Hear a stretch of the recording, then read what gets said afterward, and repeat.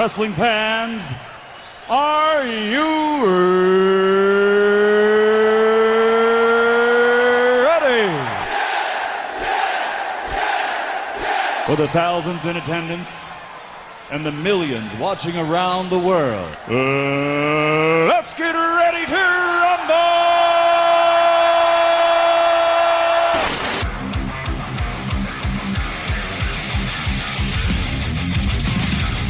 And now, please welcome at this time your hosts, Graham GSM Matthews and RJ Marceau. You're listening to the next era of wrestling radio. This is WrestleRant Radio.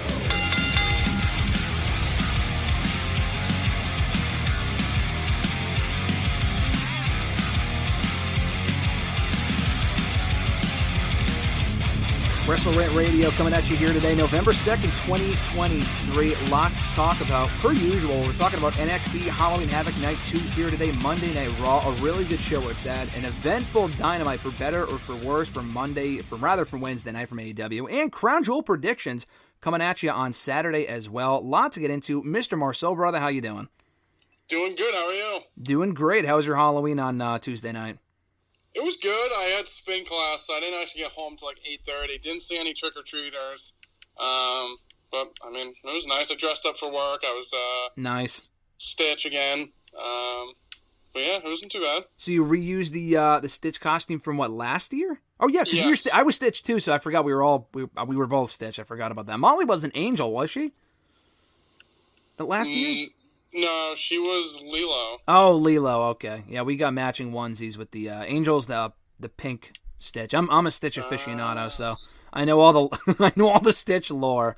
That was last year's costume. I should reuse my costumes more so they don't go to waste, and so I don't have to fucking buy a new one. But that's just my own, opinion on it. But back to the wrestling side of things. You can catch new episodes, of course, every single week, every single Thursday, and WrestleRant.com, WrestleRantRadio.com, iTunes, Spotify, TuneIn Radio, iHeartRadio, Google Podcasts, Podbean, Pandora, and Amazon Music. Rate the show, review the show, subscribe to the show. Never miss a new episode every single week.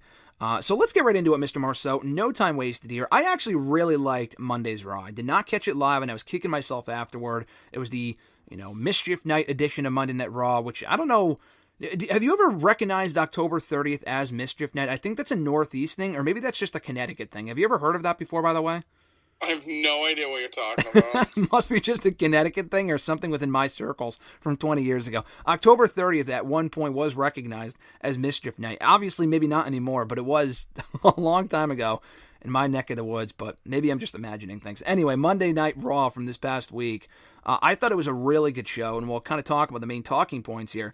One of my main takeaways here, though, was I say excessive amount, but it wasn't excessive. I thought we just got a lot of them. That being video packages. Some of them were profile packages. Some of them were hyping up matches for Crown Jewel, building matches and feuds, and getting you introduced to wrestlers and kind of serving as a reminder or a refresher on who this person is, what they're about. We got one for a lot of people on Monday night, including Candice LeRae and Xia Li, the Drew McIntyre one we'll talk about later, the Creeds, among many other people. They got a lot of, even individual profile packages for every woman in that Fatal 5-Way match coming up on Saturday at Crown Jewel for the Women's World Championship. What was your take on all the video packages on Monday? I feel like this is another sign that Triple H is indeed in complete creative control of Raw. Not that every show is going to be great, because last week's show was okay at best.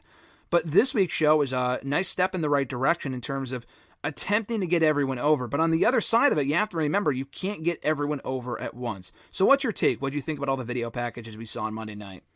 No, I thought it was good. I think, especially for the women, I think it helps just kind of, I don't know if I'd say, it just like, I feel like gets people more familiar with them, especially like the NXT call-ups, like you said. But no, I think it's good. I don't think it's ever a bad thing. I think just like keep reassuring it or putting it in someone's face will definitely at least get the point across or like kind of seem like it's important. Like, even though I'm not loving the Nakamura stuff, at least they keep giving to you every week to kind of make it seem like it's a big deal and they're building something. So I think it's a good thing overall. But also, like I said, if you can't get them in a match or on screen, it just helps kind of give you their motives if you not exactly know who they are, kind of a little background, and then we move on. So I think it's nice to just get it in there, especially if they're not wrestling that night. we're seeing so many people, they're trying to push it once, which again is commendable, but again, you're not going to get everyone over simultaneously. I mean, they're trying with Ivar right now. I know we've talked at length before about the Viking Raiders, and Eric's out hurt right now. I actually just saw earlier, actually this morning on Twitter, that he posted he underwent successful neck surgery, I think for like neck fusion. He's going to be out for a long time. So Ivar is going to be on his own for a while. Not that he's going to be a world champion, but I appreciate that they're trying with him, and they did the Viking Rules match with Kofi, and he beat Kofi, which is worth something. I mean, Kofi's a former WWE champion. He's going to be involved in that number one contenders match next week for the Intercontinental Championship. But you see a package for him. You see a package for, like I said, Candice and Xia Li. Who from this current crop of people that kind of comes to mind do you see them trying with that it's actually going to work? Like, for example, with Xia Li, I think she's really good. I think she's improved a lot over the years. She's gone through a lot of bad gimmicks. A lot of bad luck, not really with injuries, but in terms of them just kind of forgetting about her. She's been on the main roster now for almost 2 years, which is kind of crazy, and they haven't done really shit with her until now. She's feuding with Becky Lynch. Will that really get her over? I don't know. I can't say for certainty that it will, but at least they're trying. Is there anyone that you see them trying with right now on Raw that you think will kind of break through that pack and actually end up getting over in the long run? It's tough. I feel like... trying to think. Like, Nakamura, I feel like he's just, like, already made, so, like, him I wouldn't even include. Like, they are definitely pushing him. Ivar, like I said, I like what they're doing with him, but he's not my cup of tea, so, I mean, I think it's work. It's, like I said, at least it's doing something with him, but I'm not overly, like, enthralled with it. But for the women, I mean, I feel like Chelsea Green, I mean, for what they've done with her, I feel like she's not kind of in that group, but from where she was originally when she was in the company to now, I feel like she's definitely a lot more over than she was before. I think maybe if they put more into Zoe Stark, I feel like she could. I mean, she beat Trish, and then we haven't really seen anything since. Like, I feel like people totally forgot about that. Like, I saw someone put up the clip the other day. It was like her, like, literally, like, turning on Trish, and, like, had they just, like, forgotten about this? Because I feel like it was, like, that happened, then she had a little thing with Shayna, and then it's kind of been, I feel it's been, like, pretty quiet since. So, I mean, I think for me, I would say I think she has, like, the best chance to, like, break out, if you want to say that. But I think, just like I said, doing it for everyone would be a good start, just to kind of get people more familiar, especially with the NXT people that aren't on either TV a lot or just you don't really know them. Yeah, no, listen, like I said, I give them credit for trying. I think you mentioned Chelsea Green. We don't see really a lot of video packages for her, but it is something I've noticed in recent weeks where both last week and this week, she's on all three shows alongside Piper Niven. They're the current WWE Women's Tag Team Champions. We've had a lot to say about those titles, how important they are, how not important they are. Just they're pretty much pointless at this point.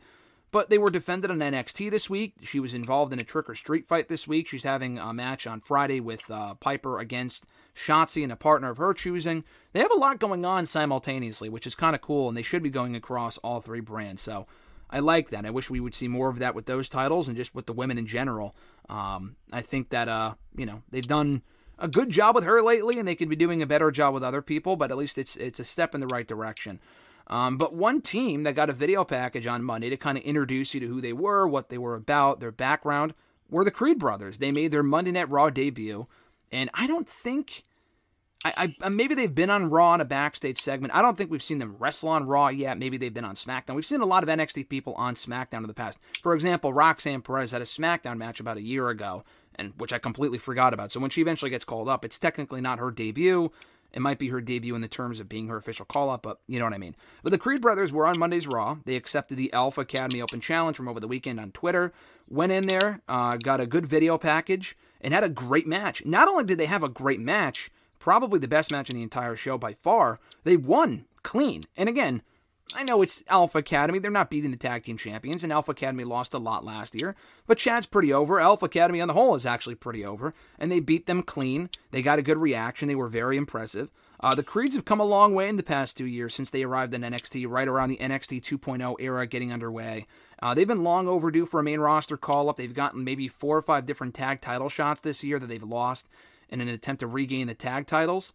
And, it was about time for them to go up. Unless they were getting another rematch and losing, it was time for them to get called up. They did on Monday, and the word on the street is that they are officially part of the main roster now. Whether it be Raw or SmackDown, I'm not sure. But what did you make of their main roster debut on Monday, beating Alpha Academy, and in clean fashion, no less, as well? Yeah, that was a good start. Like you said, it's kind of weird because I feel like they're not that they're the same team, but like kind of are a very similar team, the Alpha Academy. So I think it was kind of funny that was kind of like who their like big debut match was against. So like I said, like they're basically like the same team. So, but I thought they looked good. I was honestly shocked. I mean, we not have to go Halloween Havoc, but I was honestly shocked that they won on NXT just because I figured once they got called up, I feel like that would kind of be like their swan song. But, but no, I thought it was a good match. I like that they brought Ivy Nile with them. I know it's Triple H, but I know Vince would just be like, oh, nope, you're just staying in NXT or you're not going to be involved. So I think she's like a nice little part of the team. Like, so I'm glad they won here. I kind of fear for them on Raw a little bit just because I said they are so similar to Alpha Academy. I don't really know what they're going to do with them. And, like, I don't know if they're going to be – they're faces, and they're so are the Alpha Academy technically. So I don't know. I'm kind of interested to see what they're going to do with them. But I think it was a good start. Like I said, I thought it was a good match. Pretty sure it went through like a break, so like they gave them a decent amount of time. Thought they looked good, and obviously just getting the win, I feel like is very important, especially on the first night. So I was pretty happy with it. Yeah, I'm not sure if they're tied to one show or another at this current point. I think they're just on the main roster. They might be on the Raw roster. I mean, the question also is why would you have them debut on Raw if you're going to have them go to SmackDown? I mean, that's a valid question. I'm not sure, but you are right, though, because I was thinking on Monday, this brand, specifically Raw, has a lot of babyface tag teams. In addition to Alpha Academy, now maybe the Creeds, you have to remember they also have the New Day and the Reunited DIY. Those are a lot of babyface teams right there. I know the tag team champions are heels, that being Cody Rhodes and Damian Priest. That was the match that we're getting in Crown Jewel. Damian Priest and Finn Balor are the current tag team champions. The tag titles can float between the brands, so it really doesn't matter what brand they go to, but I feel like for them to get more TV time, they would probably be better off on SmackDown. And I think they just fit that brand better anyway. They could put Ivy Nile in the women's division, get her some TV time, because she's not bad in the ring either. So I could see them going to SmackDown and maybe getting some success over there. But I thought they had a great debut. They looked really impressive. And you're right, I was also very surprised. They won on Tuesday, beating Angel Garza and Humberto Carrillo in that tables, ladders, and scares match, because I thought that would be it for them. It probably is, but typically people lose or put over the team on the way out. I know they're basically a main roster team, are the former Los Lotharios, but still, they had a big week, and I thought they went over in a big way. But I mentioned DIY. What'd you make of their reunion on Monday? And we already saw them reunite, but the reunion match against Imperium, which I thought was well wrestled. They picked up the win as well. It's going to take, they weren't as over in front of this crowd, probably as even the Creed brothers were. But they also got a video package, went over in clean fashion. And, they're doing everything right so far with DIY, and I feel like there's a better chance they get over together, do Gargano and Ciampa, than they do individually right now on Raw. No, I completely agree. I think the biggest problem with the Gargano specifically, because, like, even Ciampa, like, I feel like he had, like, his own little singles run. I feel like he kind of figured it out a little bit. I mean, he also was associated with The Miz. But Gargano specifically, I feel like he just, like, felt like just another guy in the roster when he got called up from NXT. So I think putting him with Ciampa, like I said, I feel like it's a good start. They can have this, like, little reunion. I thought the match against Imperium was good. Like, just, I think that starting off like this and then, I mean, assumingly eventually get the turn. But I think with Gargano specifically, it just, like, it took him a while for people to kind of warm up to him, especially if they don't know him. Like, my dad be the first person to be like, who's this guy? Like, no idea who he is. Not like he's, like, the biggest guy ever. It's, like, just the way that people work nowadays. Like, he does kind of just, like, the modern style, so it's not like he really stands out from anything else. But I think, like you said, putting him in a tag team can help kind of build his character, and then kind of that would kind of help with getting his, like, in-ring over. Yeah, no, I think so. I think kind of get people used to what he can do in the ring and then showcase him more in singles matches. I think this is the right way to go. They need more tag teams anyway. They just broke up Owens and Zayn, who were the top babyface in the division, top babyface team in the division. And I don't think Cody and Jay are still a team, from what I can kind of gather. And Jay did tease going back after the tag titles on Monday's Raw. Nothing else was said about it, but I could see a rematch maybe next Monday on Raw after Crown Jewel. But again, that's not a team for the long term either. So you need more actual teams. This is an actual team, and I like it a lot. One team that might not be for the long term is Imperium. Now, we've talked about this before, but they teased more tension on Monday, and the story they're telling is that Vinci continues to eat the losses for their team. Kaiser is actually protected to a certain degree. He wins a lot of his singles matches, and it's weird because he wins a lot of his singles matches, and then he doesn't lose in the tag team matches. He's pretty much protected. They've given him video packages. Kaiser's great. Vinci's great as well, but they treat him like a punching bag. Honestly, watching this kind of made me think, do you think it's possible? I don't think he's ultimately the one to do it. But do you think it's possible they might break him off from Imperium soon, and he might challenge Gunther for the Intercontinental Championship, and they kind of have hopes for him on his own as a singles star? Because we kind of saw him on his own briefly in NXT last year, doing the dumb, model influencer. It was pretty stupid. It was like Tyler Breeze circa 2015, and it didn't work, and they brought him back up with Imperium, and it was great. Imperium's a great trio, but I just think they might have higher hopes for Vinci on his own. They got to build him up a lot. But I don't know. I don't know why they keep teasing tension if that's not what this is ultimately leading to, if that makes sense. You're talking about Vinci, not Ludwig. Correct, yeah. Yeah, I mean, I just feel like he's better with them than without them. So it's like, I guess, like you said, they did the thing last year. It was like a Tyler Breeze model thing.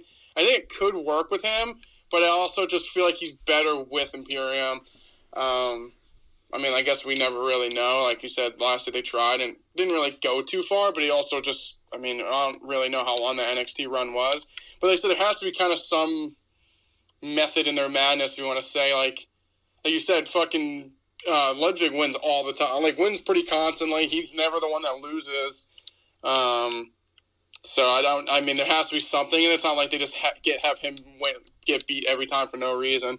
And, Gunther is showing, anger, if you want to say, towards him, and kind of lashed out on him from losing constantly. So maybe it's that. Maybe it's just trying to give him more of a, I don't know, maybe gets him more of a spotlight, or maybe gets a mean edge, or a mean streak going, because it seems like he's the one. Kaiser himself kind of has his own kind of quirky intrigue. The people like him, and he kind of is over. Vinci's kind of the third guy, so maybe constantly losing, maybe he'll eventually just lose his marbles, and then we'll get a mean streak out of him and give him something on his own. But he needs something, because he is very on his own like you said, he's a third wheel. At least Ludwig's at least over. For Vinci, I just feel like he's just another guy. So maybe that's what they're doing. I don't think I'd want to break him off, because I just don't think I just feel like he'd face Gunther, lose, and then he'd just be doing nothing. So I don't think that'd be the greatest thing for him specifically. Yeah, I kind of worry for him, just because, like you said, there's two different things. Do I think he's capable of a successful singles run? I do, because I've seen it, and not just me. You have too, and pretty much everyone else has. Dating back to the Cruiserweight Classic in 2016, he had a very good showing in that tournament. They signed him soon after. Did nothing for a long time on the Raw roster, but not on the Raw roster, in NXT before getting called up. He was in NXT hell for years, but he was always very impressive. The guy's really good in the ring. And on the mic, he struggles. He carries himself well. He looks like a star. But, there was nothing out of him character-wise in NXT that really stood out to me. All right, this guy's going to be the next NXT champion. He's a great wrestler. And I do think that if they really put their creative effort behind him, he could get over. Do I think it's realistic that he would, or that they would push him on his own? No, I don't. Like you said, I do think they would probably have him face Gunther, regardless of what kind of showing he would have and how good he looks in defeat.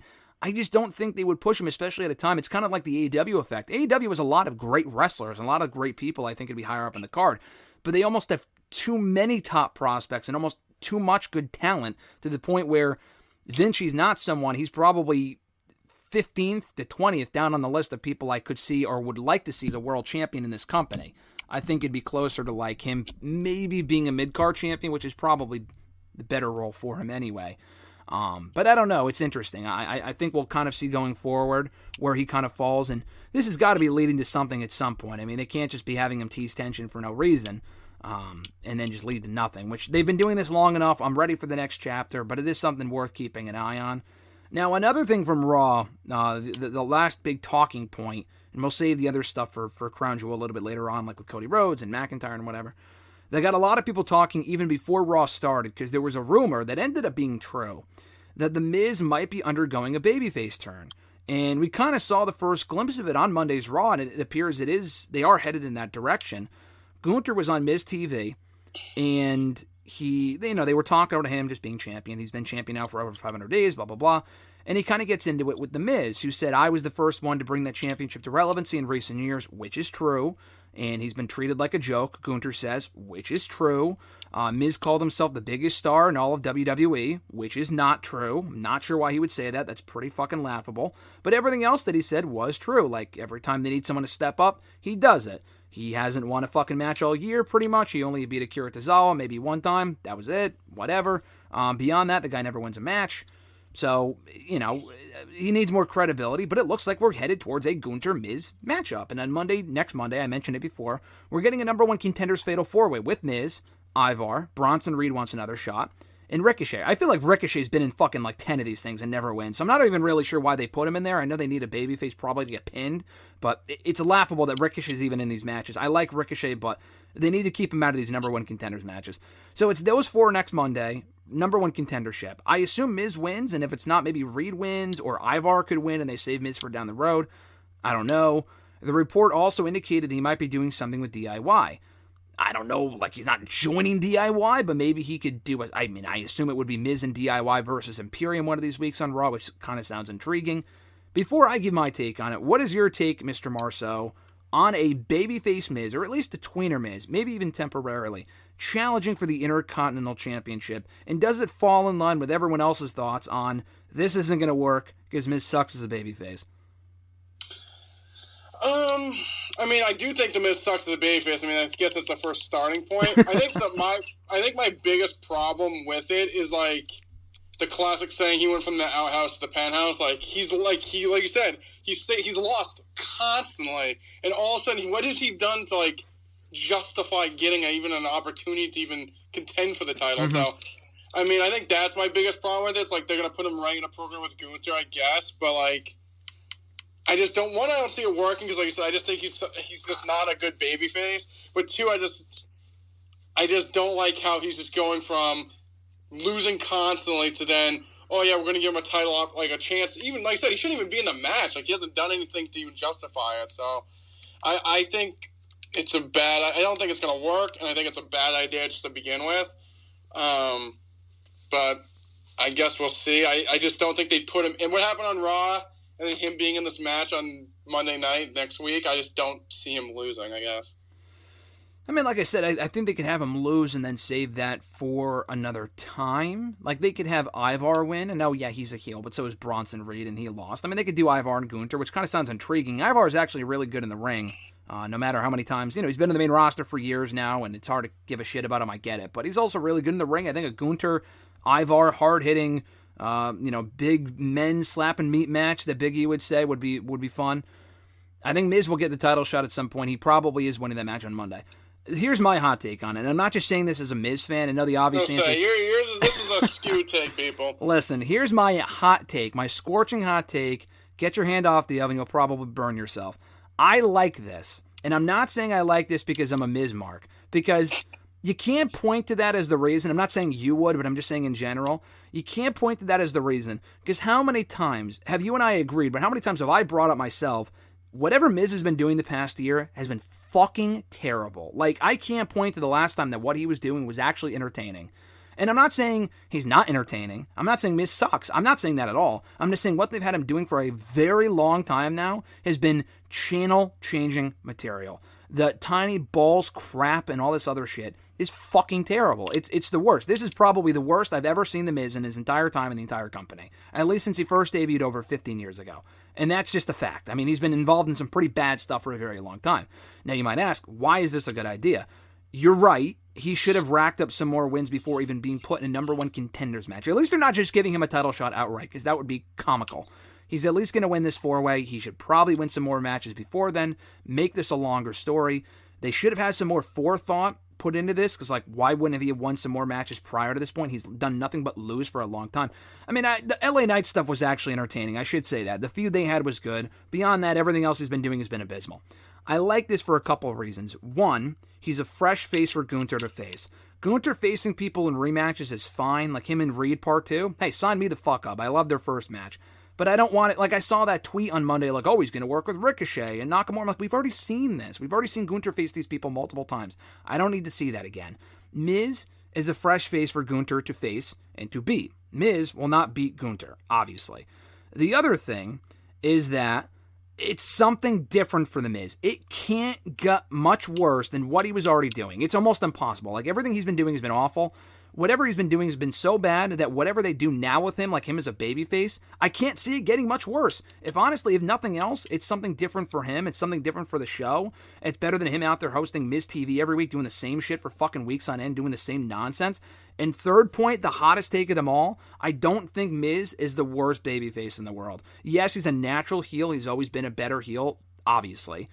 But I've literally have been saying this for over a decade, and I think there is proof to what I'm saying here. He can be a great babyface if, with a massive asterisk next to this, if booked properly. And both times they've tried this, he's not been booked properly. They tried it over 10 years ago, and it didn't work because he didn't fucking do anything as a babyface, and he was always made to look like a loser. The second time it was more successful, they tried it during that Shane program, and listen, we were at shows during that period. I went to 2 of those Shane matches, and those Shane matches weren't great, but guess what? He fucking lost both of them at Mania and Money in the Bank. I think they had a match on SmackDown that he lost to. He never beat Shane McMahon. But during that entire program, when they were doing that feud, he was over as a babyface. They tried it, and he was over in that role. They gave it a shot, and he was very over. I'm telling you. I mean, you can go back and watch those shows. He was over with the audience because Miz is at a certain point in his career, and he was 4 or 5 years ago, where they've built up enough respect for the guy. We kind of saw it on Monday. They know him. They respect the guy, and he's not out there kissing babies. I'm not saying he should be out there doing that shit, but I think the respect is there to turn him babyface. The problem is that they never book him properly. I think, because again, that Shane feud was entertaining to a certain point when Shane just kept winning for absolutely no fucking reason, and Shane never got his comeuppance at the hands of The Miz, so it didn't work. I don't know. I just think people have this warped view that he's not a great babyface. I agree with that, but he can be a very over babyface if they book him properly. I'm not even saying he should be Gunther. I understand that, but I'm just saying that I think this can work if they tread carefully. Maybe align him with Miz and Gargano, Ciampa and Gargano. He has history with Ciampa. They're not over either, obviously, but I mean, it's maybe they can benefit from working with Miz. I don't know, but I don't know. I just think this is. I actually like this idea. It's something new, and I like the exchange that we saw on Monday. Any rebuttal or any response that I kind of went on a rant there, I apologize, but I'm just very passionate about this because I do think it could work, and if nothing else, it's better than the tiny balls bullshit that we've been sitting through for a year and a half now. I feel like after that rant, I feel like I can't disagree with it. I mean, you just made so many good points. I feel like I can't be like, no, I don't think so. So I think I like your points. I think that's probably my favorite part of your argument is you gave valid points and reasoning. I think, like you said, how many times are we going to have to see Gunther and Ricochet? I get that. Like you said, there really isn't that many more baby faces for him to work with. So I get that. Like you said, I guess, like you said, I think you put the perfect cherry on top if he's booked correctly, which is a big if. Yeah. I mean, we know this company. I mean, wouldn't shock me if he's just a tiny balls loser still. Like I said, that stuff is terrible. Mm-hmm. Like, I don't even know, who thought of it. I mean, some fucking dumb writer thought of it, but, that just hasn't helped him at all. Like I said, he's not serious. This would be the best chance to do something, but it just has to be done correctly. If he's just still a goof, I mean, I don't see it working. Yeah, exactly. That's the thing. He's been a goof for so long now. I'm tired of the Miz and Rollins matches. How many times have we seen that match in the last 5-6 years? How many times have we seen him and, Ciampa? We've seen that a few times. I mean, he even faced... They had to bring LA Knight over to Raw temporarily to work with the Miz because they had no one for LA Knight to work with on SmackDown that was over that he could beat. I mean, they need Miz for people to work with. The guy's been around forever. He's not going anywhere. He's in Dolph territory as far as, I just don't give a shit about this guy, and Dolph is obviously much better in the ring. But the Miz he's never not over, but I feel like this is the least over he's ever been because he's been doing nothing for so long. When Miz comes out, I don't care. But at this point, it's something different. It got me intrigued because it's not it wasn't the direction I thought they would go in. And it's only for a month or two. This isn't going to be the WrestleMania program, or at least it shouldn't be. And then, but again, the question is, how do you follow it up? I mean, we say it every single week. What's that should be the new name of the show. What's the aftermath? I honestly don't have an answer for you. I don't know. I think they could keep him in the babyface role. I don't know what their heel to babyface ratio is.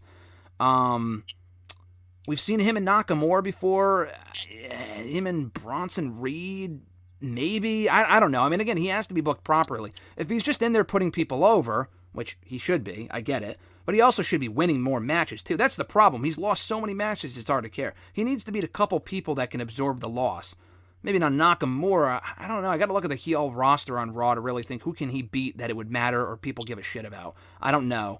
But I don't know. I'm intrigued by this. I'm probably one in a million here. I understand that. I'm just giving my side of things. Because, again, he's proven he can be over in that role if booked properly. And that just... He's allergic to good booking, I guess, because he has not been booked properly in a long time, and it's hard to care. Dolph, I would have said the same thing about Dolph if he was booked properly, too, but he wasn't, so it was hard to care. Same thing with The Miz. So we'll see. Like I said, I don't need to see him win that 4-way on Monday because they could have Ivar win it. I like Bronson. The problem with Bronson winning is that he's not beating Gunther, so I like the rematch, but, he's not going to win, so I just don't want him losing twice to Gunther. I don't know what you do with him either. I think Bronson Reed and Rollins could work as a temporary program. They got to have Reed work with people that are over. That's the problem. But I don't know. I like the overall point here is that I liked Monday's Raw. It set up a lot of stuff, hyped up the pay-per-view, left me looking forward to some things, and we'll see where they go going forward. Not a full-on review here, Mr. Marceau, but I do want to get your thoughts on NXT Halloween Havoc Night 2 from Tuesday. You mentioned the Creed brothers and Garza and Carrillo and how the Creed brothers won. I was surprised by that as well. And they tables, ladders, and scares match. Alba Fire and Isla Dawn took over the hosting duties. And Lola Vice, actually, you were right. You called it, Mr. Marceau. Won the NXT Women's Breakout Tournament. Didn't think she would, but she did. She's got potential. The match was whatever, but, she won, and she's got a title shot now. Von Wagner came back. Save your applause. And we also had the main event for the NXT Championship, Ilya Dragunov, Carmelo Hayes 3. Great match, another excellent encounter. Dragunov retains. Trick Williams comes out right before that. Confronts Carmelo. Pretty obvious it was Carmelo. I didn't know if they would actually go in that direction. We had Wesley come back too and go after Dominic, which was interesting. And it looks like it will be Hayes who attacked Williams, but they didn't actually say that, and they wanted you to look forward to next week to find out what's going to happen next. So I like the show. I thought last week's show was stronger, but I thought Halloween Havoc on the whole was an overall great special this year. What do you say? Yeah, I thought it was a good show. Like you said, Skid stole my thunder. I was going to say, I thought last week's show was better overall. I think this week was good. Like I said, Vice winning. I think both of them have a strong future. I think they both have good looks, but I thought Vice she was on TV before the breakout tournament, so I feel like they usually get the nod in these tournaments. I was stunned the Creed brothers won, especially after Raw. I was like I said, I guess Carrillo and Garza are a main roster team, but still, it's I feel like they're down at NXT. They're not putting they don't need to put them over. They're already on Raw, so that kind of shocked me. But I thought it was still a good match. And like you said, the main event was good. If it's Hayes attacked Williams, like you said, it's like Shawn Michaels Triple H 02 again. Yeah. I guess we have to wait till next week. And I literally burst into tears when I saw Von Wagner and just thought of you immediately. With the dumb bandage around his head? Yeah. It was pretty bad. Yeah, no, I like the show. I'm looking forward to seeing where they go with it. The black and yellow brands got some momentum right now as they head into Deadline, which we will be at in a month. I'm looking forward to that. And they're kind of setting stuff up for that show. Probably Carmelo and Trick. I can't imagine they would further, they'll probably answer the question of whether he actually attacked him either next week or soon after. I can't imagine they drag this on for another month or two. It's been dragged on for so long now. This is probably the right time to do it. I would do it soon. Don't put them in the Iron Survivor Challenge match and then have them do a split soon after. Just do it soon. But speaking of which, we are getting qualifying matches next week, starting next week, for these Iron Survivor matches that went over really well last year. I know you liked the matches as well. I enjoyed them. They were well done. I don't know who wins each one. I assume they're both number one contenders matches again, and they're not for the titles themselves, although that would be entertaining. Maybe for the women's title, because I don't know who faces Lyra. If she's not defending an Iron Survivor, they really haven't set anyone up for Lyra unless maybe Blair Davenport? She won last week? Maybe Roxanne Perez. That could work too. I'm not sure, but those are some options. So we'll see. And they also set up to close the show, in addition to the Williams Dragunov stuff, we saw or Williams and Hayes stuff. We saw Dragunov get attacked backstage by Baron Corbin, who teased a couple weeks ago going after Dragunov. If you told me that 6 months ago, I would have said, who gives a shit? But I think I've really liked Corbin's run in NXT. He's had some really good matches. Him and Dragunov have even faced off before, and they had a good match in NXT TV months ago. So going back to that, I'm in full favor of. Corbin will win the title. He probably shouldn't, obviously. I don't know if that's the Deadline title match, but they're going to do that at some point. And listen, I'm not fucking complaining. That should be a great match. So I'm looking forward to seeing where they go heading into Deadline next month as they set up that show. Well, we got to get into Dynamite, Mr. Marceau, from Wednesday. This was, like I said, I thought it was a fine middle-of-the-road show, but they made a lot of weird decisions. And some expected, some not expected, and we'll get into it. It was an eventful show to a certain degree. But the biggest thing that people were talking about coming out of this episode, the first thing I saw all over my timeline when I logged into Twitter after watching Dynamite last night, was the Tony Khan announcement news. Now, Tony Khan went on X, on Twitter, on Tuesday, on Halloween, saying, tomorrow night on Dynamite, I'm going to have, I don't think he said massive announcement or big announcement. He just said important announcement. That's how they word these things now. But this wasn't even important. It was important was the buzzword to use. Yeah, it was that press release bullshit where it's like, he didn't say big. And I haven't seen anyone defend this. I can't even imagine the AEW diehards are defending this crap. They're probably just silent. But he went on Twitter and said an important announcement. Sure enough, tune into Dynamite. They reveal it halfway through the show, and they specifically waited until the 9 o'clock hour to do it because it was one of the only hype things coming into the show. This, because they announced the Ring of Honor 6-man tag team title match, which who cares, like during the day yesterday. And really nothing else aside from the MJF main event, which we'll get into. But they announced this. And the announcement was that the tickets for All In will go on sale in a month. An All In show that will not happen until next August. That was already announced at the end of All In this year. Like, this had nothing to do with anything of what he even said in the promo, what he said in the tweet. Oh, it's holiday season, like putting up our Christmas trees. First of all, if you're putting up your tree now on November 2nd, you're a fucking psycho, first of all. Second of all, I don't know what this has to do with any of that. And it was just another example of this guy being kind of channeling his inner delusional Dixie Carter like announcement crap. I'm not saying he's the Dixie Carter of 2023. I said that in a tweet last night, and someone thought it kind of meant, oh, he's better than. Someone said, oh, he's better than Dixie Carter. Yeah, he is, but I'm just saying in terms of the announcement overhyping bullshit, it's the exact same thing. Like, what was this? I know you share the same sentiment, Mr. Marceau, but just talk about your reaction to whatever this announcement or lack thereof was from Tony Khan and the latest disappointment on Wednesday night. Yeah, I think the whole important announcement thing, it seems like it's just like a bit at this point. Like I said, I don't know if it's a ratings ploy or what, but I think my biggest issue with this whole thing is, like, I get it. You're trying to, like, muster up attention, noise, any kind of buzz. I get it. But when it's something like you said, it's not going on sale for another month, and you already announced the show. It's not like, I think it'd be one thing if they hadn't announced the show yet, but they already did. So it's like, okay, so now you're just telling when the tickets go on sale. Like, they did the same thing, like on Twitter later that night for the show that's going to be before New Year's in Long Island. Like, what's the difference between that and the one you just did? Like, I don't know. It just seemed weird because, like I said, it's just all it was a ticket like on sale date announcement. It wasn't like they were announcing the show. Like, I think that would have been even more of a reason to do like an important announcement. Just telling, oh, tickets go on sale in a month. Like, okay, like, you just put that's like it's not like people are going to go back to that Dynamite to watch to see what the information is. It's just going to be all over Twitter. So, I don't know. I just felt like it was more just to say, like, there's a big announcement to try to, like, grab attention, and it kind of flopped in that aspect because, I mean, I think more people are like, what the hell? Like, his credibility keeps going down and down because every time they've done big announcements lately, it's something that could just be a press release, realistically. Yeah, no, I mean, everyone's been saying this isn't, a creative original joke, but it's a, an email, or rather, what was it, a meeting that could have been an email? Press release that could have been an email type thing. People say that from time to time. It's the exact same thing. This could have been a press release. This did not have to be a full-on announcement, hyping it up in advance. Even if he didn't announce it, that he had an announcement, just saying that, tickets go on sale. I mean, I wouldn't have had him appear on camera for that. Would have been okay.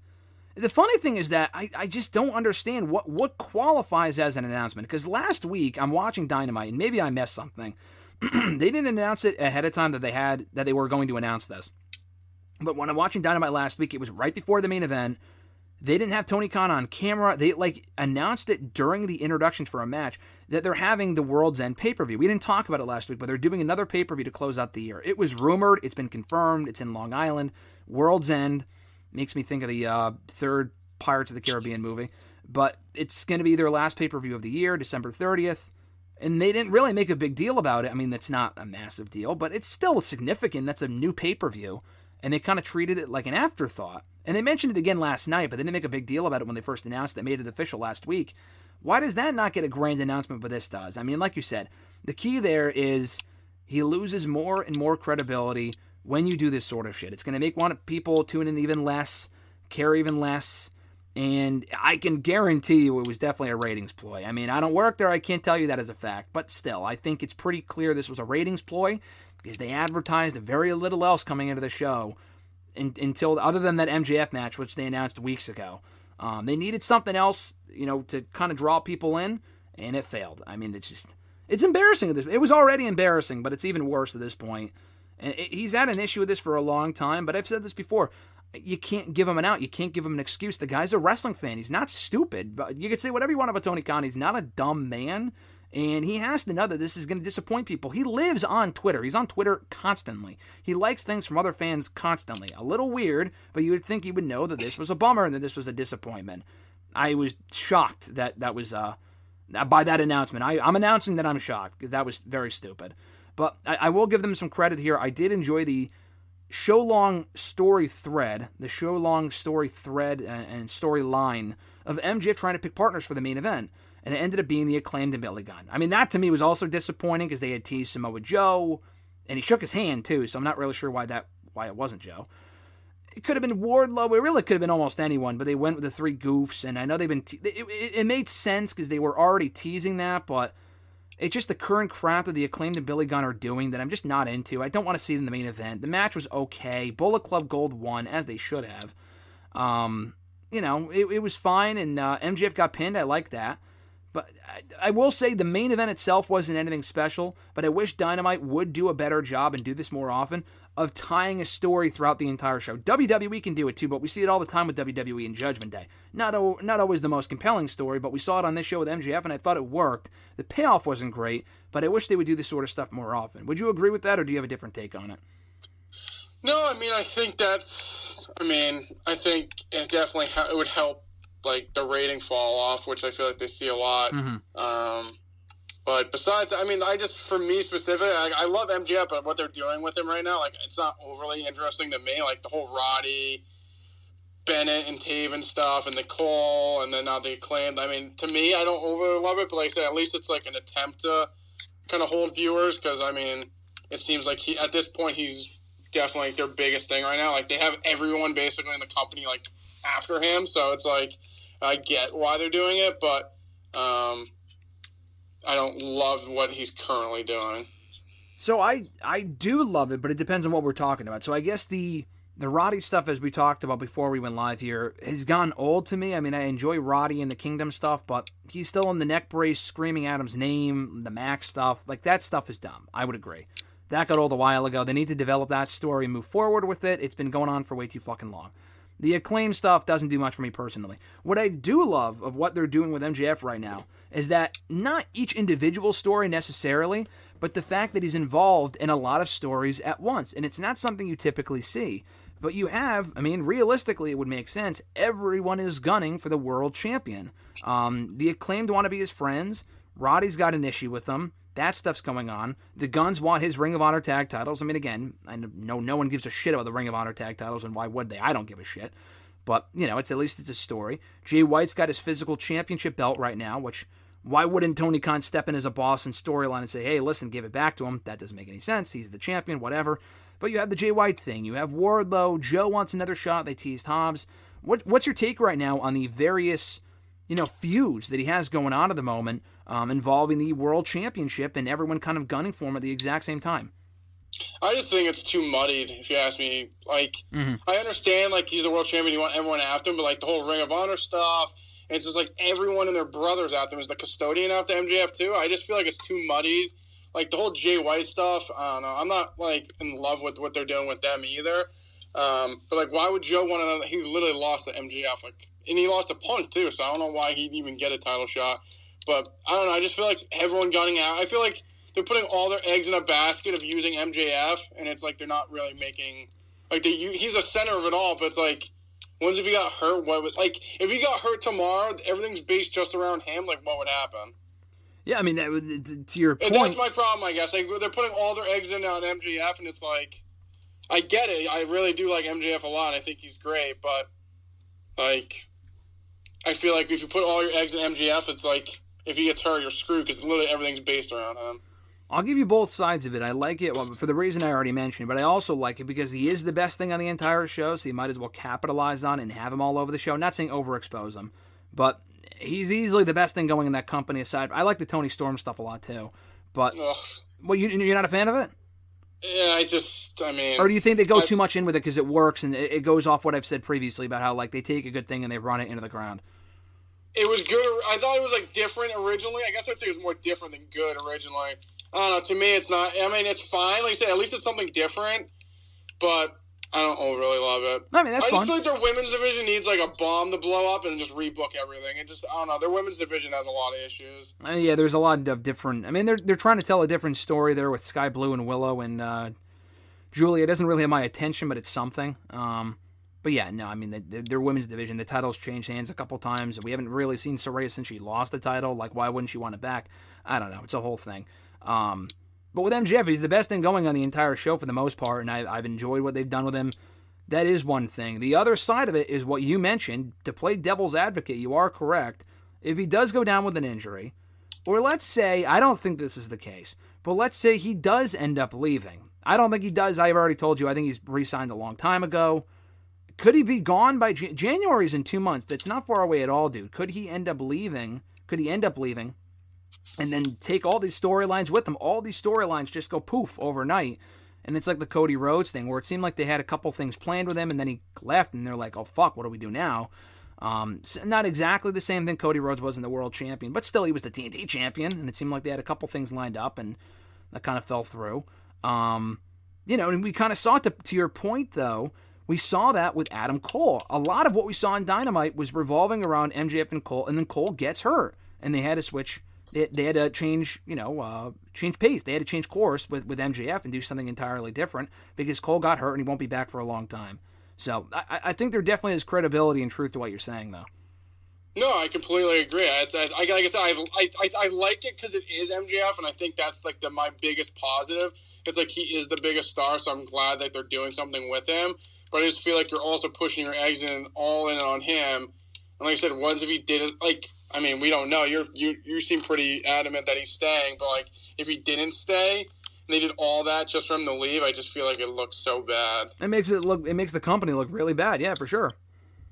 I mean, might be. I mean, we'll see, but I mean, I don't know. Like I said, they are putting a lot in on him, and I think it makes sense. He's the most interesting thing going right now, but I don't know. I just feel like it is a lot. Like we said, the Guns challenging for the Ring of Honor tag titles. Like, who gives a shit? I mean, come on. Like, I literally could give two farts about the Ring of Honor tag titles. Yeah, the Ring of Honor stuff's got to be toned down. It's just not good. But I will say this, too. I forgot to mention this, and kind of overshadowed in all of that talk about the world title and everyone gunning for it.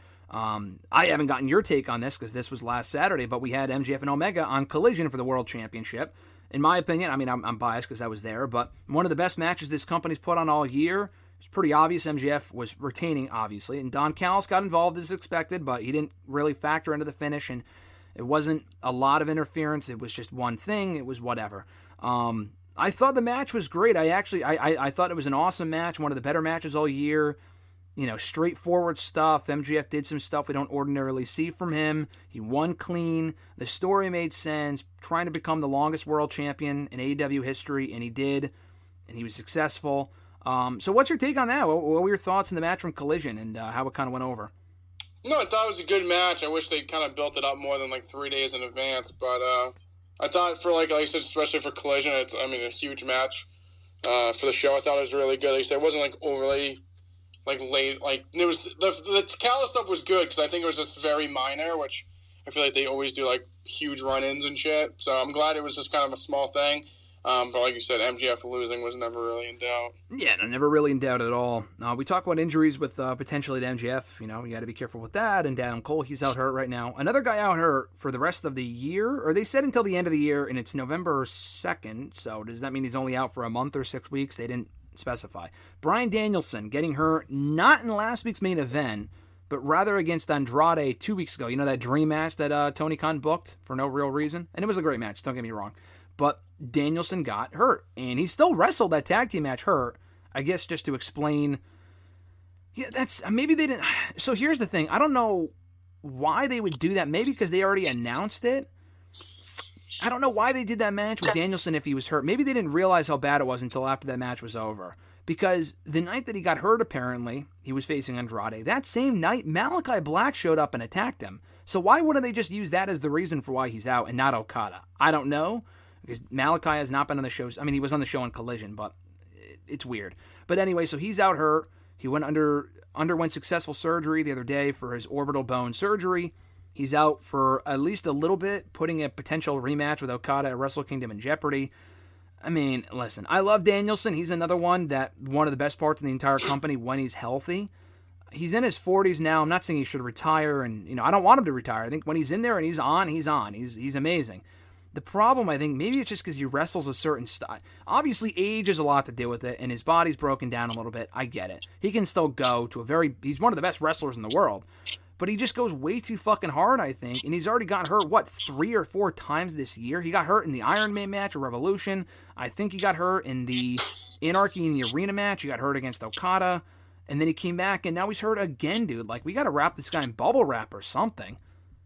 Yeah, I mean, when I saw the report that he was hurt again, I was like, Jesus Christ, I think it's time to hang up the fucking boots, buddy.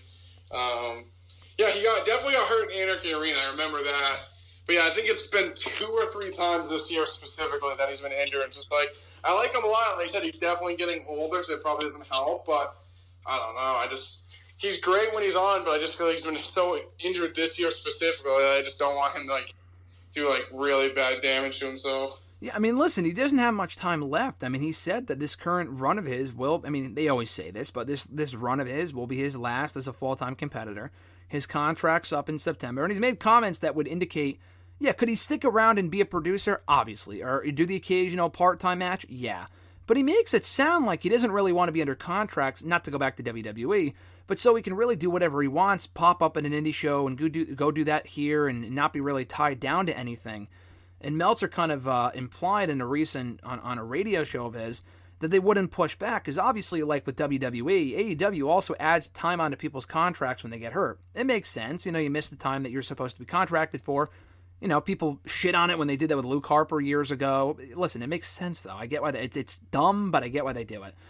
But with Danielson, they probably wouldn't do that. They don't want to rock that boat. He's too big of a star. If he's hurt and he misses time, they probably are still going to let him go when his contract's up in September because they don't want to piss him off and they have a good dynamic and they have a good relationship. So you got to maximize this guy while you have him and he can't be hurt. So he's got to tone it down or something. I don't know what's going on. Maybe it's just bad luck, but he gets hurt a lot. He's been hurt a lot in AEW. And he's had a lot of match of the year contenders, so it's not like he's in there, having a bad run. He's had an amazing run, but it's only when he's healthy, because when he's not healthy and he's not around, it's a problem. So, hopefully he's back at the end of the year. He's hopefully back in the next 6 weeks, 6, 7, 8 weeks. And he can go Wrestle Kingdom, because if not, that's a bummer. Speaking of injuries and stuff like that, Paul Wight was introduced as the partner for Jericho, Omega, and Ibushi against the Don Callis family on Dynamite in 2 weeks in Canada. So they're doing that. Paul Wight's the partner, and he's not hurt, but he might be. So he came out on Dynamite last night. It looked like he was leaning to one side. His knees looked weird. He underwent hip surgery a lot in the last couple years, and he hasn't had many matches at all. He wrestled at All Out 2 years ago, maybe a couple dark matches after that, and then he did the surgery, and that was it. And they're, brushing him out there to be Jericho's partner. I get the Jericho connection. This wasn't a shock. I don't need to see Big Show on the show in 2023, especially if it's for one night only. But still, the guy looks rough. I would hope they wouldn't put him in the ring if he can't really compete, even if it is an 8-man tag team match. The guy should be able to walk. If he can't even do that and he was just on the stage, which is why he didn't go down to the ring, then that's a real problem. Yeah, but I feel like depending on he could literally just come in and do the 2-3 big bumps and then we move on. So, he could literally come in, choke slam one guy, knock the other one out, and they win. I think depending on, like you said, he didn't look great. Like you said, it looked like he was limbering just getting out there. Yeah. But I think I get it, but like you said, I just don't think he's going to actually wrestle an actual match. I don't really hate it, but like you said, just for one night, it seems like a lot, just if his health's really that bad. Yeah, if he does a couple spots, then fine, but it is a street fight too, so it's not like it's an 8-man tag team match. They're all going to be out there at the same time, so he is going to have to do stuff. Unless they take him out immediately and he comes back at the end and does 1 or 2 spots, which is very possible. I mean, I don't know. I'd rather they go with fucking Mark Henry or something. At least he didn't train Hobbs, but him and Hobbs have a close relationship. Hobbs has been using the World's Strongest Slam. I don't know what his... I mean, he's probably not much better off than Big Show, but I don't think he had hip surgery 2 years ago, so... I'm not sure if it's a one-night thing, then whatever, but Ibushi and Paul Wight being on the same team is, like, just wild. I mean, I never thought... I mean, if you told me 5 years ago Jericho would be teaming with Big Show, Omega, and Kota Ibushi in an 8-man tag team match, would be just... I would have laughed in your face. That sounds ridiculous, but here we are. And we're getting it in 2 weeks, not at Full Gear, but rather on Dynamite, so... Does that mean they're leaving them off the pay-per-view? I don't know. There's 6 matches announced so far for Full Gear. So, listen, I'm hoping if they're doing monthly pay-per-views, I've said this to you before, you know, we mentioned, is it a good thing, is it a bad thing? If they can shorten down on those pay-per-view cards and not have 14 fucking matches and not have them be 4-hour shows, I think that's a positive. Do you think they'll do that, though, or do you think they'll just stick to being a 4-hour pay-per-view, and then we get 4-hour pay-per-views now once a month instead of 4 or 5 times a year? I mean, I hope that they, like I said, if they're going to do it, I kind of hope that they kind of trim it down. But I kind of have like a fear that it's going to be long like the other ones. Yeah, it'll probably end at midnight again. Last thing from Dynamite, Mogul Embassy getting back the Ring of Honor World 6-man tag team titles again. Who cares? The match was fine. I don't know why they gave the belts to the Bucks and Paige if they were just going to lose it right back to the exact same trio. They never appeared once in Ring of Honor. What was the point? The Bucks also having a tantrum afterward and getting in Omega's face later on saying, oh, how can you trust Jericho? I'm watching this segment and I'm thinking, what issues do they have with Jericho? They feuded with Chris Jericho 3 or 4 years ago. I'm like, they weren't arch rivals for like 10 years. Like, I don't know. I thought it was just so strange. Like, they made it sound like he was CM Punk or something. I'm like, what? Is it that big of a deal that Jericho's teaming with, or that Omega's teaming with Jericho? I just thought it was so strange. The melodramatic crap with the Bucks is just usually one of the worst things on this show. And I'm just thinking, why were they so mad about losing the Ring of Honor 6-man tag titles? Who gives a shit? And now they're teasing tension within the Elite again after already reuniting 6 months ago. Again, it's really hard to care. Yeah, I mean, the Ring of Honor titles alone no one cares about, but like you said, like this whole Bucks melodrama, like they're mad at Kenny because he's friends with Jericho or whatever the fuck they're doing. I don't know. To me, it does nothing. I don't think anyone really cared that they lost the belts. I don't know why they dropped it back to the Gates of Agony. That's who they just beat for the belts. Like, I don't really know what the purpose of dropping it for a month to get right back to them. Maybe because they show up maybe they show up on Ring of Honor TV more. I don't really know. But yeah, I mean, this was just whatever to me. Yeah, I don't know. It is what it is. It's I'm all for more stories, but that sucked. That's a story I don't need to see. I feel like we've been there before. We don't need to see it again. I'm all set on that. Last thing for you, Mr. Marceau, Crown Jewel predictions for Saturday afternoon. It is airing at 1 p.m. Eastern Time. I love the Saturday afternoon pay-per-views. Wish they would do more of them. And we might be in 2024 if we're getting in a Paris pay-per-view potentially. We're getting the Berlin show. Sounds like we're getting more, Saturday afternoon shows, which is a big plus in my book. But on the kickoff show, we're getting Sami Zayn against JD McDonough. They never do kickoff shows kickoff matches anymore, which is great. We don't need them. They're pointless. But I will say this isn't good enough to be on the main card, especially since we've already seen it twice on Raw. I think they've split wins. But I think they're doing this because Sami Zayn, he may have been on the first one, but before that last pay-per-view in Saudi Arabia, Night of Champions, he hadn't been on a Saudi show in at least 5 years, if not ever, because of the whole, politics and stuff with Saudi Arabia and Syrian people, I think was the whole reason for it. But he went back in May, and they loved him, and he got a great reaction. So I think they're just bringing him in because the crowd loves him, and they want to put him on the pre-show, and he's already feuding with Judgment Day.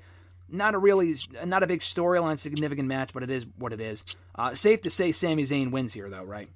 Yeah, I would say Sami wins here, like you said. I actually don't mind the pre-show matches. I think it's nice to kind of like get in one match before the main show. Okay. But I think this is like the perfect candidate for, like you said, a pre-show match. Doesn't really belong on the main show, but like it has some kind of storyline significance. So I kind of like it on the pre-show, honestly. Maybe people would have complained about this being on the pre-show. I think it would have been cool if Sami Zayn faced Finn Balor. I don't know if they've had a match that was very brief. It might have been on SmackDown 2 years ago, but they haven't had a real match lately. They're both great. Two great NXT champions, two great NXT pillars.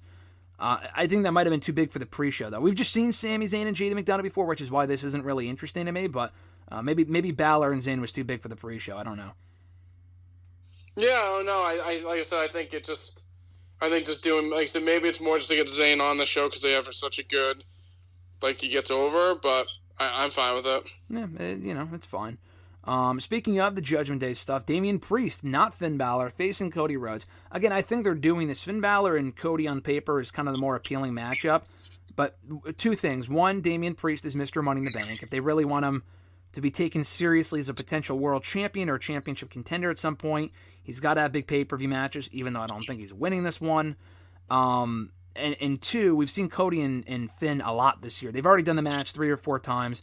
We've seen Cody and Damian before one-on-one, but maybe only once on Raw a few months ago, so it's been a bit. So I'm fine with them doing this match. The final sell for the match on Raw this week I thought was well done, the fiery babyface promo from Cody, but I don't think that puts the outcome in any real doubt. I still think Cody Rhodes wins decisively here. What do you say? Yeah, I think Cody wins here. I feel like Priest has the briefcase, so he has like the out to lose. But no, I think it'll be a really good match. Like you said, I think we've seen Cody and Finn like 1,000 times, so I guess it's a little bit different with Damian, but I think Cody wins here.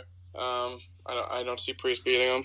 That's why I think the Money in the Bank briefcase isn't on the line, because he's not winning the match. Damian Priest, that is. And I don't want Cody Rhodes as Mr. Money in the Bank anyway. I think it completely renders the Money in the Bank briefcase irrelevant. They've done that before, where they've given it to people, like Kennedy won the match and Edge won the briefcase, and they did it with Otis and Miz. But, Otis was a mistake. He should have never won the briefcase in the first place. Damian Priest, is fine, and Kennedy was a whole other issue. But Priest is fine as a Mr. Money in the Bank contender. And if you wanted Cody to win it, then he should have won it months ago, but he didn't. So I'm fine with this not being for the briefcase. It feels like a Raw match, but it should be good. WWE Women's Championship. We found out about this on SmackDown last week. Io Sky versus Bianca Belair in a rematch from Backlash in Puerto Rico earlier this year. A great match. Bianca won that one. They're running it back here. Who do you say goes over? I think Io should win here. I'd keep the belt on her longer. I think she's had a really good reign. I really don't want them to put the belt back on Belair. Or Charlotte. Not that she is this, territory, but she's starting to creep into Charlotte territory. I just feel like she's always contending for the belt. I think keeping on Io here, who's had a really good reign, I just don't want to see her lose it so quickly. I like what she's doing on SmackDown. She's had some really, really good matches. And like I said, I don't really want Belair to get kind of another title run just so we get another... Like I said, she's getting into Charlotte territory at this point, so I prefer her not to win the belt here. I don't think it gets talked about enough, this reign for Io Sky as the WWE Women's Champion. She's had a lot of really good matches. She had a title match on SmackDown. I think that Bray Wyatt tribute show that people forget about was Zelina Vega, actually, because Vega beat her before SummerSlam. They had a good match on that show. The match with Asuka on SmackDown was great. The 3-way at Fastlane was good. And she even had a really good match with Charlotte in the main event a couple weeks ago when Bianca came back. I don't think this is any exception. Bianca beat her at Backlash. Like I said, she gets the win back here. Do you think maybe... I do want Bianca out of the title picture, I agree. Same thing with Charlotte. And Charlotte might factor into the finish, and maybe we get Bianca and Charlotte coming out of this, which would be great. Do you think after Io now has conquered Asuka, she's conquered Bianca and Charlotte, the 3 biggest names on the roster, what more do you do with her? Enter Kairi Sane, maybe? Do you think that's maybe, we heard that Kairi Sane earlier today per WrestleVotes, back in the internal roster. Do you think we see her maybe next in line for Io Sky, which would be awesome because they have history from NXT from many years ago? Yeah, I think so. I think it's too early to do Io and Bayley just yet. I think you honestly flushed out even longer. But no, I think that's a good new challenger. Like I said, I don't want it to be Bianca. I don't want Charlotte. I like Bianca a lot. I just feel like she's just been in my face so much with championship gold around her waist. I feel like we need to flesh it out, and make new stars. So I think Io holding, like I said, I think underrated championship reign. She's had a lot of good matches. I feel like no one's talking about it. But no, I think her versus Kairi would be nice. Like I said, they do have some history, and I think it's nice. I will say the one thing about Sky I don't like, it's like she is aligned with Damage Control, but she's not really a heel. So I get she's in the heel faction, but I kind of wish she was either a heel or she doesn't cheat to win. Kind of wish they did kind of give her a more defined role because she's kind of a babyface wrestler in a heel group. But besides that, I think her and Zayn would be a nice transition to the next kind of feud. Yeah, maybe at some point. I don't know if Bayley turns on They gotta break up Damage Control. I know Dakota Kai's hurt, so they can't really do anything with her because she can't get physical right now. She might be. I don't know how much longer she's going to be out hurt for, but with Io though, I don't know if Bayley cost her the championship or she turns on her because she wants a title shot. I mean, we're getting Io and Bayley at some point. I'm skeptical of like them doing a regular women's match at Mania that's not for a championship. I just don't think they'll do that. I know people say, oh, that'd be a great non-title feud for Mania or a Damage Control triple threat a la Legacy at WrestleMania 26. Maybe I don't see them doing that, but I'm curious to see how that kind of unfolds in the coming months. Women's World Championship, Rhea Ripley defending against Shayna Baszler, Nia Jax, Zoe Stark, and Raquel Rodriguez. A lot of names here, Mr. Marceau. I'll throw it to you first. Who do you think goes over? Rhea Ripley, LOL. Easiest match on the card to predict. I don't think Mommy's losing here. She's always on top anyways. But like besides Stark, I don't even think I'd want any of them currently to win the belt anyways. Nia, no thank you. Shayna, no thank you. Raquel, still terrible as a babyface. Stark, I feel like she does need more seasoning, but I think Mommy wins here, and I honestly have no idea what you do with her next. I mean, she's wiping out 4 other women here. Yeah, she's already beaten Raquel twice. They're kind of spinning her. I feel like this match alone just spinning wheels with Rhea right now on Raw, so I don't really know what you do next, but I think Rhea wins. Yeah, I think so too. The match should be fine. We've already seen her beat Raquel twice, so I wouldn't go back to that, even if she doesn't get pinned. I think it's pretty clear we're headed towards Rhea and Becky at Mania, but what do you do to kill the time with the two of them before then is the question. So, I don't know. Maybe her and Nia, I have no interest in that. And Nia's a heel anyway, so just an option. I don't want to see that, but I feel like that might be what they do. Either way, I think Rhea Ripley retains here. John Cena Solo Sikoa. John Cena almost in tears last Friday on SmackDown, talking about, if I lose this match, I might lose the respect of the WWE Universe. I'm like, what the fuck is this? I mean, I love John Cena. I've enjoyed this recent SmackDown stint that he's had, but this nonsense that if he loses, his career is over is comical. Like, he's only just now bringing up the fact he didn't realize this 2-3 years ago that he hasn't won a singles match in over 5 years. Like, come on, man, over 2,000 days. I think that alone means that he wins here. I don't want him to. Solo's taken a couple L's this year already. He doesn't need to go undefeated, but like, he doesn't. Listen, you can also make the argument, what does beating John Cena even mean? Theory did earlier this year, it meant nothing. Yeah, because the follow-up sucked. The match wasn't great either. It was good, it was fine, but the follow-up sucked. In theory, could have benefited had they capitalized, and they didn't. I think they can capitalize with Solo, because Solo's in a far better spot than Austin Theory ever was. I would have Solo win, but I think Cena hasn't won in 5 years, and they're telling that story for a reason. I think, going back to the old adage, Cena wins, LOL. Who do you think goes over here, Mr. Marceau? I think Cena goes over, but Solo should win. I don't know. Like I said, I feel like Cena. I just like Cena. Like you said, he just realized he can't win. I just also, like you pointed out, like Solo has lost a handful of times this year. Like you said, doesn't need to go undefeated, but I feel like he could use like a nice big win. And I mean, like you said, Cena hasn't won in years, but I mean, at the end of the day, it's still John F. and Cena. Mm-hmm. So I think realistically, Solo should win. Like I said, he's lost a few matches this year. He lost to Jay. He lost to Cody. He lost to LA Knight. Yep. I think he could use a big win. Like I said, I think honestly, just have Cena beat like Jimmy. I mean, I don't know. Yeah. I feel like I'd rather Jimmy lose to Cena than Solo. But I mean, I think Cena wins LOL, but I think Solo could use the win more. Definitely. I mean, he's not buried if he loses here. I do think Solo should win. I don't think he will win. Whatever. He's not going to be done, but I just would have Solo win. If this is it for Cena too, I think he should go out with a loss, but that's just me. I know, again, he doesn't wrestle a lot anymore, and he hasn't wrestled a singles match in a while since Mania, and he lost that one. I get it. You need to have Cena win matches, but I wouldn't have it come at the expense, personally, of Solo Sikoa. United States Championship, Rey Mysterio versus Logan Paul. I think it's safe to say we're getting a new United States champion on this show. What I fear for is Logan Paul not showing up. Not even fear for, I just full out expect it, that we're not going to have a full-time United States champion.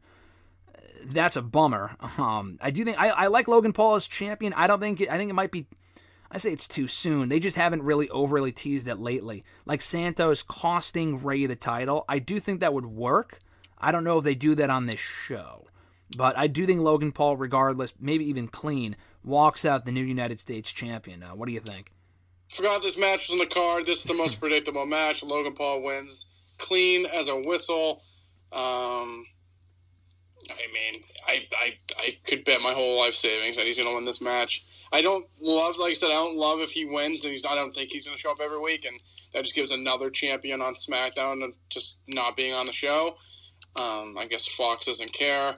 But, I mean, realistically, I just think Logan should win. I like Ray.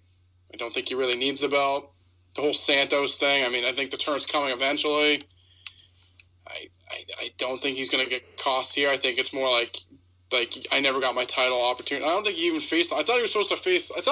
Did he ever get that rematch with Ray Santos? I thought he was supposed to. Yeah, he did. They did the match on SmackDown, and Ray won, and he kind of won, not in fluky fashion, but he kind of like rolled him up, and Santos kind of sat there. Yeah. Oh no, I don't think he's going to cost Ray the match here. But I mean, the turn is imminent. I think it needs to happen. I mean, him as a babyface to me reminds me a lot of Raquel as a babyface, just not overly interesting. Mm-hmm. So I think Logan wins.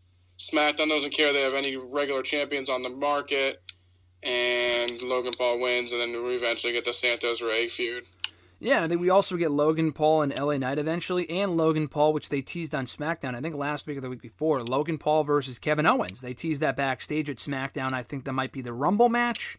We're not going to have an active champion until then, but that's the spot that we find ourselves in. For the World Heavyweight Championship, Seth freaking Rollins versus Drew McIntyre. I didn't talk about this earlier, but I will mention it now. The video package they did for McIntyre on Raw was my favorite part of the show. I thought it was fantastic, talking about, you know, he's mentioned before, I won the title during COVID, how heroic, but they were putting a new spin on it because, like, there was no one there to celebrate with him, and he got fucked out of the title rematch in his hometown at Clash of the Castle. And now it's kind of making him look petty, especially when you have Rollins out there saying, listen, you complain about not getting a wrestling championship. Like, there were people that died during COVID. Why would I feel bad for you? I love this. I've enjoyed the build. Rollins, when he's serious, is money. The clown crap is awful.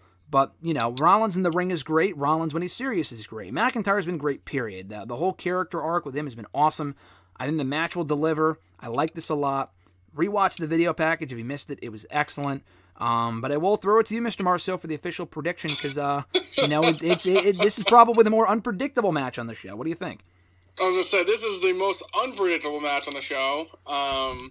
Like I said, I like what they're doing with Drew. Rollins, like you said, when serious, is really good. So guess what? Go back to it, because the clown stuff is terrible. Yeah. But, yeah, I think this is another case of what I said with Solo and Cena. I want Drew to win. I think it's not. It would be nice for him to win. Raw needs more heels. I feel like Rollins and Chase would be nice. Maybe get some more serious. Get rid of the fucking freaking stuff and get more serious. Which, like I said, in serious stuff, he's amazing, and which I just wish he'd go back to. But I just feel like there's just still milking the whole woeing and the whole shit. So unfortunately, I think Rollins wins here. I want Drew to win, but I think Rollins retains.